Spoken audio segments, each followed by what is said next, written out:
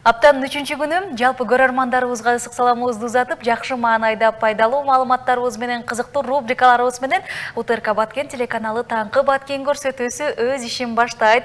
Урматтуу теле көрүүчүм, экранга жакын олтуруп туруңуз. Албетте, бүгүнкү күндүн эсебинен жакшылык элер бар болгон болсо, анда туулган күнүн түз эфир аркылуу дагы куттуктап берүүгө кызыңыз Шарлот Эшматова дагы бел байлап түз эфирге келген учур. Андыктан биз менен чогуу калууга чакырабыз. Анан бүгүн негизи эле сыртта аба ырайы жакшы, бирок ага карабастан сөзсүз үйдөн чыга элек жумушка эми жаңыдан жөнөп жаткандардан болсоңуз, жылуу кийинип, ысык чайыңыздан ичип алып, жан дүйнөнү жылытып, жакындарга жакшы сөз арнап чыксаңыз дагы, албетте ал инсандын бүгүн кечке боло турган маанайынын энергиясын көтөрүп коюуга чоң бир себепчи боло алат экенсиз. Андыктан бул нерсени эске алып, үй шартында күн сайын адатка айланып, колдонуп койсоңуз дагы биз кубанычта болуп калабыз. Анда эмесе 19 февраль бул таңыбыз кутмандуу болсун. Урматтуу көрүүчүм, ар дайым айтып келебиз, аптанын 3-чү күнүндө сиздин ден соолугуңуз үчүн кам көрүп, атайын пайдалуу маалыматтарыбыз менен, дарыгердин кеңеши менен сиздин ден соолугуңузду чыңдоого биз ар качанда даярбыз. Андыктан азыр болсо, бүгүнкү темабыз биздин жүрөк кан тамыр оорулары, дал ушул оорунун алдын алуу белгилери кимдерде байкалып жатат деген суроолорубузга атайын келген биздин дарыгерибиз жооп берет. Тааныштырып катарыбызга кошолу. Баткен облустук үй бүлөлүк дарыгерлер борборунун үй бүлөлүк дарыгери, кардиолог Уларбек Акбаров мейманда. Кутман таңыңыз менен.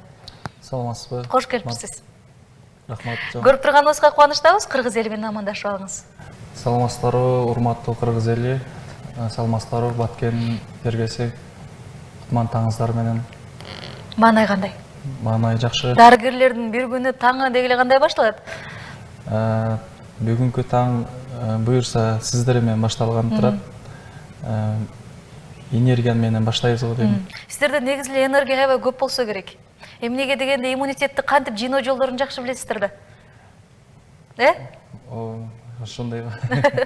Жогоруда айттым, Уларбек мырза, бүгүн жүрөк кан тамыр оорулары тууралуу сүйлөшөбүз деп, дал ушул теманын алкагында бүгүн кенемин кесир бизге ачылып бересиз, айтып бересиз.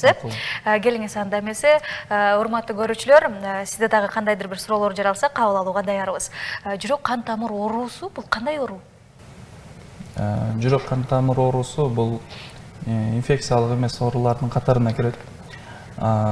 Негизинен жүрөк кан тамыр оорулары дүйнөдө өнүккөн өлкөлөрдө дагы, анын ичинде өнүгүп келаткан биздин мамлекетте дагы эң көйгөйлүү маселелердин бири. Эмне үчүн жүрөк кан тамыр оорулары менен статистика боюнча алып карасак, 53% жалпы өлүмдүн санынын 53% бул жүрөк кан тамыр ооруларына туш келет да. Жүрөк кан тамыр ооруларыны биз жактан, дарыгерлер жактан айткан, жүргүзүп аткан акцияларга карап, элдин аң сезими бир аз өзгөрдү, бирок ошентсе дагы кайдыгерлер абдан көп болуп жатат да. Бул оору боюнча. Мен билгенден бул оору баягы жашарып баратат деген сөздөр дагы айтылып, дал ушул медицинада айтылып келет да.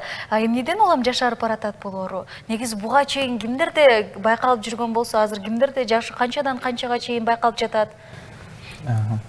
Бул эң жакшы суроо. Жүрөк кан тамыр ооруларында бул чукул жардам бере турган жүрөктүн острый инфаркт миокард деп коебуз. Ошол оорулар мурда биз окуган мезгилде 40-50 жаштан, 55 жаштан жогоркулар ооруйт деп келсек, азыркы учурда биз практика жүзүндө 20 жашта, 25 жашта дагы бул оору менен чалдыгып, ооруп калгандар болуп жатат. Бунун ооруп калыштыгынын негизги эле көптөн көп бир себеби тузду ашкерей колдонуу. Тузду ашкерей колдонуу бул организмде натрийди кармап калат. Адамда шишикти пайда кылат. Бул биринчи белгиси, экинчи белгиси транс майларды биздин күнүмдүк турмушубузда, тамак ашыбызда абдан кеңири пайдаланып жаткандыгы, Анын ичинде мурда биз той аштарга өзүбүз үй шартында да тамактарды боорсокторду жасаган болсок, азыр маргаринге жакшы чыгыштык үчүн, вид болуштук үчүн таза ошол маргариндерди азыр көп санда колдонулгандыктан бул маргариндер эң акыркы май катары эсептелинет. Организмде маргариндин, трансмайлардын, майонездин көп санда түштүгү ашкере салмакты кошуу, салмак кошуу менен белгиленет. Өзүңүз билгендей, мурда Баткен деп эле айтайлычы, облус аймагындагы элдер, облус аймагындагы элдер деп айтсак, мурда дайыма кыймылда болуп жүргөн, мал чарбачылыгы менен алектелген. Азыр болсо көпчүлүгү үйүндө отуруп жумуш жасаган, же болсо аз кыймылдуулук болуп калган факторлор бул жүрөк кан тамыр ооруларынын негизги бир себептеринин бири болуп эсептелинет. Бул баягы облус аймагында деп атасыз, кечиресиздер, республика боюнча, дүйнө жүзү боюнча эле элдердин баары ушундай болуп калды болуш керек, Мурдагындай жашоо жок, жеңил жашоого көнгөнбүз, баягы эле майонезди жей калып, Мындай өзүбүздөн алсак, мурда тест атымдар бизде 1-2 эле точкада болсо, азыр кадам сайын эле болуп калды. Майонезди биз ашкере пайдаланып жатабыз. Анын ичинде балдар мектепке барганда, башка бир жерде тамактанганда ошол фастфудтарды көп жеп калдык да, тест атымдарды көп жеп калдык. Гамбургер арзандыгынан, анан бат даярдалгандыгынан биз жылуу тамак эмес, мындай ашказанды гана кыска убакытка толтуруп коюучу бир функцияга аткарып калды ал нерсечи. Биз кыска убакытты ойлоп, бирок биздин келечектеги бизге азыртан иштеп бере турган жүрөк кан тамырларга майды толтуруп атканыбыз бул өкүндүрөт. Жана аз кыймылдуулук болуп, семирүү жана семирүү алдында туруу азыр көп байкалууда. Оларбек мырза, мындайча айтканда биз өзүбүздүн жүрөк оорусуна, кан тамыр оорусуна өзүбүз алып келаткан турбайбызбы? Ооба. Өзүбүз кылып турбуз да, мындайча айтканда. Биз өзүбүз ооруларды алып келебиз. Эмне үчүн? Дүйнөлүк кардиологдор уюму, анын ичинде Кыргызстан кардиологдор ассоциациясы сунуштайт. Кандай сунуш? Бул күн сайын 10 000 кадамдан ашык басып туруу керек депчи. 10 000 кадам басканда биздеги энергиялар, биз жеген тамак аштар организмге сиңимдүү болот. Эгер биз ашкере тоюп, бирок ал энергия сарпталбаса, бул избыточная масса тела же ожирение, ашча салмактуулук алып келет дагы. Ашча салмактуулуктун бир досу булар гипертензия деп коебуз. Биринчи орунда кан тоорусун алып келсе, экинчи орунда кан басымды көтөрүлүшүн алып келет.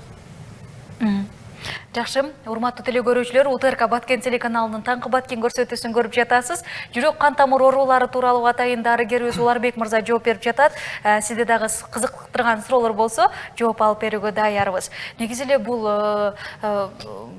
оорунун белгилери кандай болот? Кандай болгондо баягы дарыгерге кайрылыш керек? Кандай бир баягы өзүнүн белгилери болсо керек? Качан башталат бул? Кантип башталат?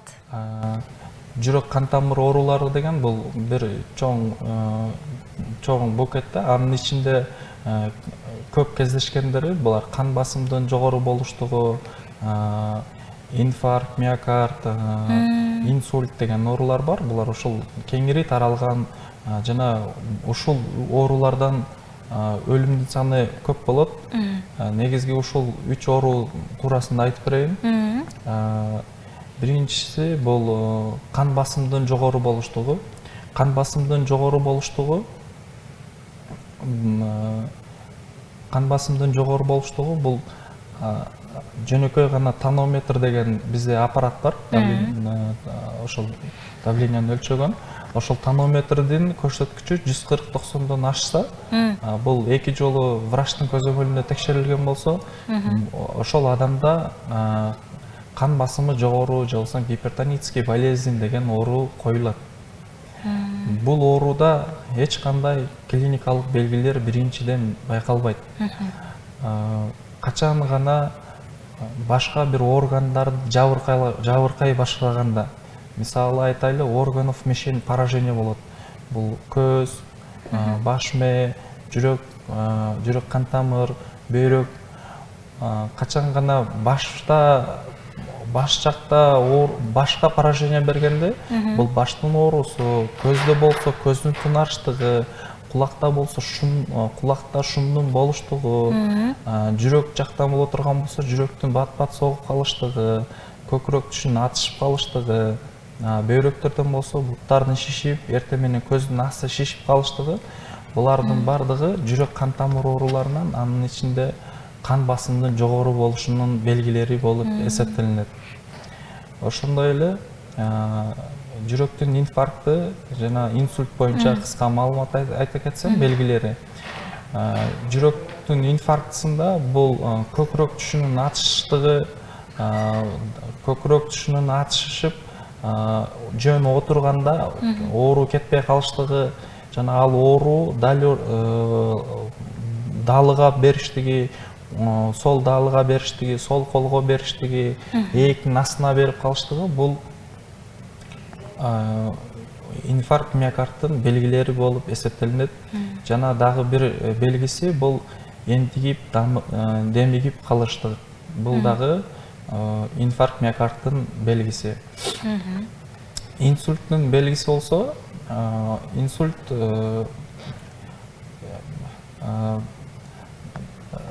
речь нарушение болот, сүйлөөсү жакшы сүйлөй албай калат. Асимметричный лица деп коебуз. Денеси бир капталы жакшы иштебей калыштыгы мүмкүн. Мисалы, сол жактан алса, сол жаактары түшүп калып, көздүн асты иштебей калып, же оң жак болсо, оң жактан болсо, оң жактан берип, же дагы бир белгиси бул конечностьтер. Колдун же буттун бир тараптуу же эки тараптуу иштебей калыштыгы бул инсульттун белгиси болуп эсептелинет. Ушундай. Жакшы. Мына ушундай белгилер болсо, толук түрдө бул оорунун анан кызыктуу болот да.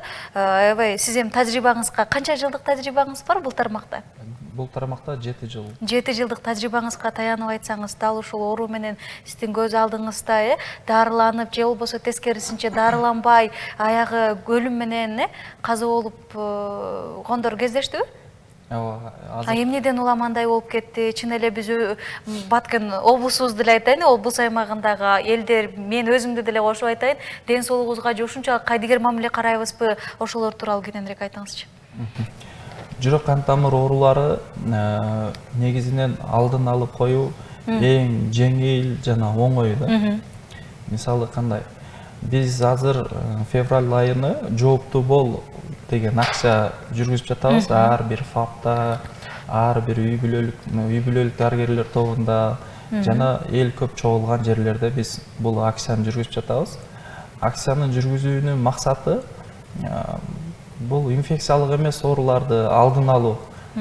Жөнөкөй гана кан басымдын жогору болуштугу жүрөк кан тамыр ооруларынын 50%-тен 70%-га чейин түзөт да. 50-70%-ны жүрөк кан тамыр кан басымдын жогору болуштугу түзөт. Ушул ооруну аныктап койгонго жөнөкөй гана акцияда тонометр менен бир жолу өлчөп коюу жетиштүү да. Ошол бир гана акцияда бул давленияны гана ченеп койбой, биздин медайымдар ал адамдарды дене салмагынын индексин чыгарып, боюну, салмагыны ченеп жана курсактын көлөмүнү индекс тали, объем тали деп коебуз, ошону өлчөп берип жатат. Эмне үчүн мурда элдер калктын арасында курсактуулар аз болсо, азыр күн санап курсагы чоңдор көбөйүп бара жатат да. Өзүңүздөр деле үй шартында жөнөкөй гана метр алып туруп, кыздар иштетесиздер үй шартында ипки метрлер болот го. Аны эмне кылабыз биз? Ошону эле курсакты ченеш керек, объем талия деп коет. Биз курсагыбызды ченебейбиз да. Ченечүлөр болсо керек, Жок, баарыбыз эле ченеп турушубуз керекпи, негизи? Ченеп турушубуз керек. Депрессияга түшүп кетпейбизби мына ченегенден кийин? Жок, анын өзүнүн нормасы бар. Бул аял кишилерде 88 сантиметр болсо, 88. Белби? Белдин көлөмү. Бүгүн барып ченеп көрүшүм керек экенин да. Эркектерде болсо 94 сантиметрге чейин болуш керек. Бул 94 сантиметрден жогору болуштук абдоминальное ожирение, же болбосо курсактын чоң болуп семирүү алдында турат, же семирген деген белги. Бул дагы бир фактор болуп эсептелинет жүрөк кан тамыр ооруларына. Туй. Эми депрессия кылып эле кыздар, эгерде үйүңөрдө айымдар, бизден эми туура тамактануу жөнүндө кеп болуп кетти. Туура эмес тамактанганыбызды моюнга алышыбыз керек. Эми дарыгерлер өзүңөр кандай тамактанасыңар билбейбиз, бирок биз жөнөкөй карапайым элдерде бул баягы 87 сантиметр чыгышууга кепилдик бербейбиз. Же андан ички болушу мүмкүн, же андан чоң болушу мүмкүн. Бирок урматтуу көрүүчүлөр, албетте баягы нормалдуу жүрүш үчүн, ден соолугуңуз сак болуш үчүн мына ушул нормадан чыкпай, ушул салмакта, ушундай көлөмдө жүргөнүңүз өзүңүздүн ден соолугуңуз үчүн жана узак өмүр сүрүшүңүз үчүн бул чоң баягы түрткү берет. Ушул нерсе чоң сизге мотивация берет экен. Андыктан биздин дарыгерибиз айткан сөздөрдүн баарын эске алып койсоңуз дагы кубанычта болуп калабыз биз. Бул оору жөнүндө жүрөк кан тамыр оорулары Баткен облус аймагында статистикага таянгым келип жатат. Эми албетте бул ушунча деп айтпасаңыз деле, азыр сиздерге кайрылып жаткан кимдер көбүрөөк, алар кандай жолдор менен дарыланып жатат? Облус аймагында мына ушул дарыгерлер борборунда толук түрдө дарыланып кетүүгө мүмкүнчүлүк барбы? Же муну операция кылганда чет жакка чыгыш керекпи? Ошолор тууралуу кенен айтып бериңиз. Чоң рахмат. Бизде Баткен областык үй бүлөлүк медицина борборунда биздин база 5 жыл мурдагы базага салыштырмалуу абдан жакшы өнүктү деп айта алам. Мурда биз липидный спектр деп коебуз, кандагы холестериндердин деңгээлини өлчөгөнгө, гилкирленген гемоглобин, гилкированный гемоглобин деген канттын 3 айдагы деңгээлини текшерүүгө анализаторлорубуз жок болчу. Азыр болсо эч жака барбай, ошол өзүбүздүн эле шартта ошол анализдерди тапшырып, эгер сизде семирүү алдында же семирген болсо, же кан басымы жогору чыккан болсо, дарыгерге кайрылса, бизге кайрылса, биз ушул анализдерди жазып беребиз. Бул анализдер акысыз болот. Эч кандай буга акы алынбайт. Болгону бизден жолдомо гана болуш керек. Бул оорунун айтып өткөндөй инфаркт, миокард жана инсульттун алдын алуу боюнча бизде дары-дармектер жетиштүү. Айта кетели, инфаркт болгон мезгилде болгону 6-12 саат гана убакыт болот да. Бейтаптарга медициналык жардамды берүү. Мен атап өткөн көкүрөктүн түшүнүн ачыштыгы, энтигиш болсо, оорусу калбаса, биринчилерден дарыгерге кайрылыш керек. Бул учурда керектүү медициналык жардамды убагында берип калуу максатында. Бул боюнча ар бир ОКС аптечкалар, башка бир аптечкалар менен толукталган бардыгы бар. Биз жардам бере алабыз. Андан сырткары аорта-коронарное шунтирование, стентирование деген процедуралар жасалат. Бул жүрөктүн кан тамыры бүтөлүп калган жерде ошол 12 саат аралыгында стент менен ачып коюш керек. Ал процедура тилекке каршы Баткен шаарында азырынча жок. бирок министрликтин, биздин жетекчилигибиздин бул боюнча жакшы иш пландары бар. Буюрса Баткенге кардиологиялык борбор ачылат. Анын ичинде интервенционный кардиология деп коебуз. Жүрөккө эч кандай ачып кирбестен кан тамыр аркылуу барып, жүрөктүн кан тамырыны ачуу процесси буюрса Баткенде дагы болуп калат деп ишенебиз. Жакынкы жылдар аралыгында. Омин деп коелу, анда буйруса, биздин өзүбүздөн эле дарыланып, толук түрдө сакайып кетүүгө мүмкүнчүлүк жаралат ал кезде. Жакшы экен. Анан урматтуу көрүүчүлөр, негизи баягы көрөрмандар тарабынан көпчүлүктү кызыктырып жатышат, анан көпчүлүк кайрылып калышат да, баягы төрөлө элек балада деле жүрөгү оорусу болуп калышы мүмкүн экен, 3 жашка чейин дагы оорусу болушу мүмкүн экен, а бирок алар дарыланабы же аларга жалаң гана дарынын көзөмөлү менен жашап кетеби бир өмүр деген коркунуч бар экен да? Жакшы суроо. Төрөт мезгилинде өзүнүн клиникалык протоколдору бар. Булар жүрөк кан тамыр ооруларыны жана башка бир патологиялык абалдарды болтурбоо үчүн. Алар УЗИ, скрининг, доплер деп коебуз. Ошондойдон өтүп турушат да. Ал бир өмүр ошондой жок, кош бойлуулук болгон мезгилде гана. Эмне үчүн дегенде жүрөк кан тамыр оорулары менен төрөлө турган балдарды болтурбоо максатында. Бизде ушундай скрининг киргизилген, азыр скрининг болот. Эми врожденный ар бир бала төрөлгөндө врожденный порог сердца менен төрөлөт да, ал открытое вольное окно деп коет. Бул бала 1 жашка чыгыштык менен, бала 6 айда кайра калыбына келип, ал бүт өлүп кете турган нерсе. Ошол физиологиялык процесс кээде ал кээде бүтпөй калып, жаш балдарда, бөбөктөрдө кыйналып калат. Ал учурда дарыгердин көзөмөлүндө болуп турган жакшы. Кардиологдор жетиштүү элеби бизде?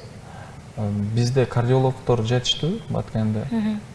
Анан сиз эми 7 жылдык Баткенде эле иштеп келатасыз, Былтыркы жылга салыштырмалуу же болбосо мындан бир нече жыл мурдага салыштырмалуу бүгүнкү күндө ала турган болсок, дал ушул оору менен, жүрөк кан тамыр оорусу менен кайрылгандар өсүүдөбү же тескерисинче азаюудабы?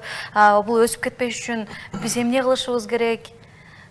Бул оорунун алдын алуу үчүн кандай жолдорду тутуу керекпиз? Жүрөк кан тамыр ооруларынын ичинде дагы бир статистиканы айтпай калыптырмын. Жүрөк кан тамыр оорулардан эркектер жана аялдарга салыштырганда эркектерде өлүм көрсөткүчү жогору аялдарга караганда. Эмне үчүн дегенде, аялдар булар төрөгөн мезгилде балдарыны эмдөө мезгилинде үй бүлөлүк дарыгерлер тобуна эмдөө же эмизген мезгилинде? Эмдөө мезгилинде. Эмдөө болгондо балдарыны эмдеткени алып келгенде, ал кандай? Вакцина алган мезгилинде аял кишилер текшерүүлүүдөн өтүп турат экен дагы.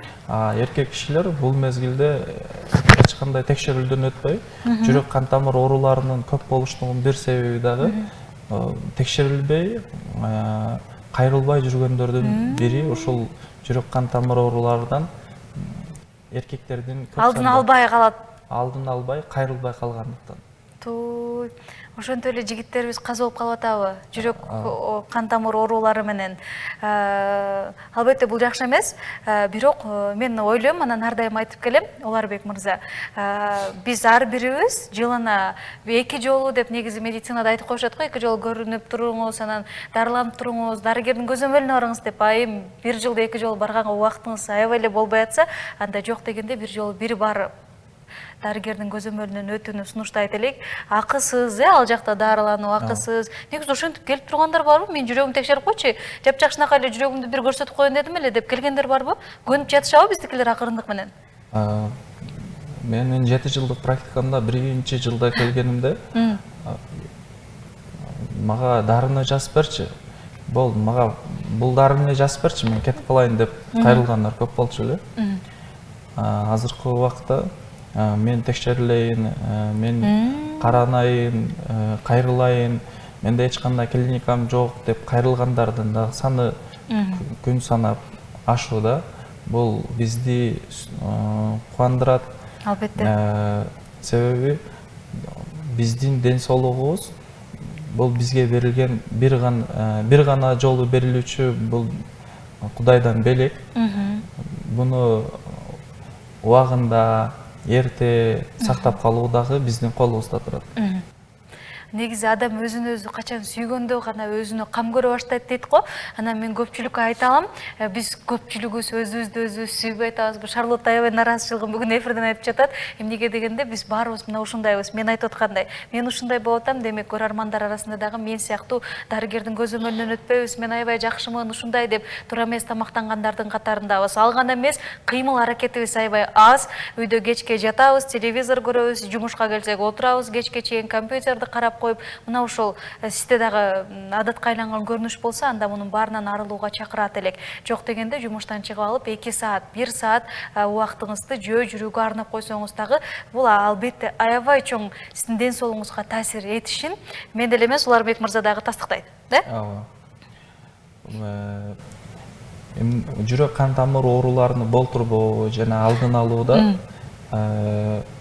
күн сайын 30 мүнөттүк физикалык активдүүлүк. Жөн гана физикалык Мен 1 саат деп кошуп салып турдум анда. Ооба, бул минимум 30 мүнөт да. Эгерде биздин 24 саат убактыбызды Кудай таалам берип атса, биз ошонун ден соолугубуз үчүн эрте мененки энергиядан, эрте мененден кечке жете турган энергия алыштык үчүн биз 30 мүнөт эрте менен туруп физикалык активдүүлүктү кылышыбыз керек. Физикалык активдүүлүк дегенде кандай бул жөн баскандан тез жүгүргөндүн ортосунда шадашы ходьба деп коебуз орусча. Ошол орточо басып, мындай тер тепчип чыга турган абалда физикалык көнүгүү кылыш керек. Жөнөкөй гана Жөн баса болбой калабы? Жөн басып эмес, тез шашып эмес. Эмне үчүн тез шашсак, биз жүрөккө кайра нагрузка берип коебуз, жүрөктү кыйнап коебуз эрте менен эле. Шаджача ходьба бул жакшы эффект берет. Жүрөк кан тамыр ооруларына, жүрөктү машыктырып турууга. Эмне үчүн жүрөк деп айтабыз? Жүрөк бул биздин булчуңубуз сымал эле. Күн сайын активдүүлүктү кылып турган спортчулардык, башка бир ошол спорт тармагында жүргөн балдар да жүрөктүн согуусу 55-60 удардын ортосунда болуп турат. Жүрөк канчалык Ал нормалдуу? Алар үчүн нормалдуу. Жүрөк канчалык бат эмес, канчалык жай соксо, жүрөк ошончо көп жашайт деп айтылат. Эмне үчүн? Ташбаканын жүрөгүнүн согуусу болгону мүнөтүнө 3 эле жолу согот экен да. 1 мүнөттө. Ооба. Коён болсо 1 мүнөттө 150дөн көп согот экен. Коён көп жашабайт, ташбакалар болсо 200 жылда жашайт экен да. Биздин физиологиябызда жүрөктүн согуусу 60-тан 90-го чейинки аралыкта болсо, бул абдан жакшы көрсөткүч. 60 эгерде жүрөктүн согуусу 50дөн түшүп кетсе, бул дагы жүрөк кан тамыр ооруларынын бири болуп эсептелинет. Бул учурда да кайрылыш керек. 90дон жогору болуп кетсе дагы, бул жүрөк кан тамыр ооруларынын бир белгиси болуп эсептелинет. Бул учурда дагы кайрылыш керек. Сөзсүз кайрылып койсоңуз, жүрөк дарыгери жүрөгүңүздү дарылоого даяр экенин бул жерде айтып жатат. Андыктан үй бүлөлүк медицина борборуна барып, ал жерден дал ушул кардиологко жолугуп, жүрөгүңүздү бир текшертип алсаңыз дагы болот. Жаш улууларда эмес, жаш кичинекейлерде дагы учурда бул оору жашарып баратканына байланыштуу кездешип калышы ыктымал экен. Андыктан бардыгыбыз дал ушул оорунун алдын алышыбыз керек. Соңку суроо болсун. Мен билгенден сиз эми 7 жылдык тажрыйбалуу эле врач катары айтсаңыз, баягы элдик элдик медицина деп коет да, үйдө отура калып жана малды мал өлгөндөн кийин анын жанагындай бир нерселерин отургузуп, анан сен дарыланып кетесиң, же болбосо бир чөптү алып келе калып, анан сен ушундай кылсаң жакшы болуп кетесиң, каяктагы дарыгерлердин колунан эчтеке келбейт дегендер дагы, деген сөздөр дагы айтылып келет. Баягы ишенбестик деп коет бул нерсени, бул айыл жергелеринде аябай көп. Мына ушул нерсеге, мына ушундай адатка сиз кандай жооп бере алат элеңиз, дарыгер катары? Бул нерсенин канчалык деңгээлде туура чындыгы бар? Ушинтип чын эле дарыланып, өзүнүн үй бүлөсүндө дарыланып кетип, аябай боп кеткендер барбы? Жакшы болуп кеткендер барбы? Же ал дарыгерге кайрылыш керекпи дегендейчи? Абдан жакшы суроо. Биз далилдүү медицинаны окуп жатып, анын ичинде элдик медицинаны дагы ала кетебиз. Жүрөк кан тамыр оорулары кайсы гана оору болбосун, башталышында бардыгыбыз кайсы гана нерсе болбосун, биринчи бул чөптөрдөн же кандайдыр бир нерселерден дарылоо жүргүзбөйбүз да. Ооба. Биринчи башталганда мисалы айтайлы, мага көп кайрылышат. Гипертония оорусуна мындай деген чөптү алдым, же бул жактан терип келдим, ушуну колдонсом болобу, менин кан гипертония оорума байланыштуу сахар дагы, кант диабет дагы оорум бар, кантка жазган дарымды ичпей эле бул рецептти колдонуп койсом болобу депчи. Ал нерселер бир кыска убакытка эффектисин берип, бирок далилденбегендиги үчүн бул далилдүү медицинага кошулган эмес. Жана биз ишеним менен айта алабыз, далилденбеген медицинаны эч бир дарыгер сунуштабайт. Бул биринчиден протоколдо жок, экинчиден ал врачтын жеке өзүнүн авторитети дейбиз, ошондойду кечиктирет. Андан көрө элге эң пайдалуусу бул далилденген медицина. Далилденген медицина бул гипертония оорусуна бул дарыны ичип жүрөсүң, сенде инфаркт миокард болду, бул дарыны ичип жүрөсүң деп дайым күн сайын дарыланып туруш керек. Элдердин арасында сиз айтып өткөндөй ар түрдүү ыкма менен дарылангандар абдан көп. Биз аларга эмне дейбиз? Ар түрдүү дарыларды колдонуп, өзүңөр настой жасабай, дарыгерге кайрылгыла. Бул башында айтып өткөндөй эле, биз эч кандай кролик эмеспиз да, өзүбүзгө өзүбүз испытание жасагандай. Биздин өмүрүбүз бир эле жолу берилет ар бир адамга. Ошол өмүрдү, ошол ден соолугубузду пайдаланып, жакшы жака колдонуп калыштак да өзүбүздү. Ооба. Башка бир жандыктарга салыштырмалуу бизде аң сезим, ой калчоо деген бизге бир Кудай Тааладан берилген бир өзгөчөлүк бар да. Ошол өзгөчөлүктү туура пайдаланышыбыз керек. Ооба. Чоң рахмат. Урматтуу көрүүчүлөр, УТРК Баткен телеканалынын таңкы Баткен көрсөтүүсүн көрүп жатасыз. Дарыгерибиз менен жүрөк кан тамыр оорулары тууралуу 30 мүнөт аралыгында кенен кесир сүйлөштүк, айтып берди. Эми болсо жыйынтыктайбыз. Эгерде эфирдин жүрүшүндө сизге пайдалуу маалыматтар айтылган болсо, анда биз дагы өзүбүздүн максатыбызга жеттик деген ишеничте болуп калабыз. Анан айтылган ар бир кеңештин баарын угуп, сиз да мындан кийин мына ушул жолдорду өзүңүз карманасыз деген ишеничте айткым келип жатат. Уларбек мырза, сизге чоң рахмат айтабыз. Атайын убактыңызды арнап, элдин ден соолугу үчүн мына ушинтип келип, билгениңиздин баарын төгүп чачып айтып бергениңиз үчүн. Эми болсо, дал ушул жүрөк кан тамыр ооруларынын алдын алуу, бул оорудан сак болуш үчүн эмне кылышыбыз керек деп айтылбай калган сөздөр болсо биротоло айтып, анан жыйынтыктасак. Чоң рахмат. Башында айтып өткөндөй эле күн сайын 10 000 кадам же болбосо 30 мүнөттүк активдүүлүк. Сиз ойлонуп койдуңуз бизди. Мен эми күн сайын атайын ушу дарыгерлер келгенде айтат да, Шарлотта баас иштен кийин деп, анан мен аябай жай басам. Аябай эле бир темеле деген эмеде. Андай болбойт турбайбы? Андай болбойт. Бул жеткиликтүү айтканда адамда тердеп чыгыш керек. Тердебей калайын. Бул биринчиси, экинчиси тузду ашкере пайдалануу. Биз колдонуп аткан туздун көлөмү 1 чай кашыктан ашпаш керек. Бул 1 суткалык өлчөм. Бул 5 грамм болуп эсептелинет. Ошол колдонуп аткан нан азыктарыдан, тамак аштан бардыгы келип ошол көлөмдү бериш керек. Тузду биротоло токтотуп коюштук. Бул мурдагы зоб деп коебуз го, диффузный эндемический зоб деген ооруга алып келет. Аны дагы колдонбой койгон болбойт. Аны дагы өзүнүн жолунда йодтолгон гана тузду колдонуп туруш керек.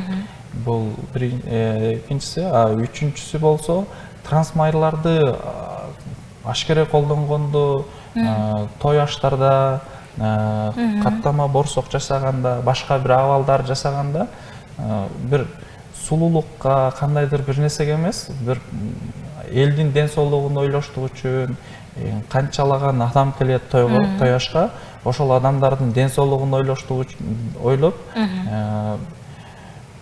ашкере колдонбош керек, ал азыктардан биз качышыбыз керек деген нерсени айтам. Дарыгер катары эмне үчүн тамак жасалганда же борсок жасалганда ошол биринчилерден түшкөн гана борсок бул зыянсыз болот дагы, калган майларда уже зыян пайда боло баштайт. Ошон үчүн ошондой майдан качыңыздар деген. Биз анда такыр эле диета кармашыбыз керек болуп калат экен анда. Так. Андан кийин кан басымдын жогору болуп жүрүштүгүндө эч кандай ортодо прогул алып, мен кан басымым жакшы болуп калды, давлениени ичпей эле кое берейинчи, 5 күн ичпедим эле жакшы жүрдүм деп ортодон дарыларды үзүп койгон дагы бул өтө бир жүрөк кан тамыр ооруларынын өлүм көрсөткүчүнүн бир факторлору ушул болот. Бул дайым такай дарыны ичип туруш керек дегендик. Мындан сырткары бизде Баткенде чылымдын ордуга, сигареттин ордуга насвай чеккендердин саны абдан көп. Бул насвай чегүү дагы жүрөк кан тамыр ооруларыны 10%-тон 30%-ке чейин өстүрөт да. Биз проценттик менен ар бир пациент барганда жүрөк кан тамыр оорулары бул пациентте мынча процент, бул пациентте мындай процент деп процент менен өлчөбүз. Ошол жөн гана насвайды чегиштик, бул 10%-тен 30%-ке чейин көтөрөт, жүрөк кан тамыр ооруларын өзүнө чакырат деген сөз да. Дагы бир нерсе, шириндиктерди абдан көп санда пайдалануу. Шириндиктерди абдан көп санда пайдалануу бул кант диабетине чакырат биринчиден. Кант диабети менен кан басымдын жогору болуштугу булар эгиздей жүрөт да. Гипертония оорусу болсо, сахарный диабет дагы болот ошол пациентте. Биз ушундай деп издейбиз пациенттерден. Кимде гипертония болсо, биз анын сахарын өлчөбүз, сахары менен ооруп калган жокпу депчи. Кимде сахарный диабет болсо, ал гипертония болуп калган жокпу деп карап турабыз, кароо жүргүзөбүз. Бул шириндиктер боюнча айтып бердим. Шириндиктерден эми анчалык деңгээлде тыйыла албасак дагы бирок бир аз да болсо анын көлөмүн азайтып коюшубуз керек экенин айтып коеюн ошол жерде.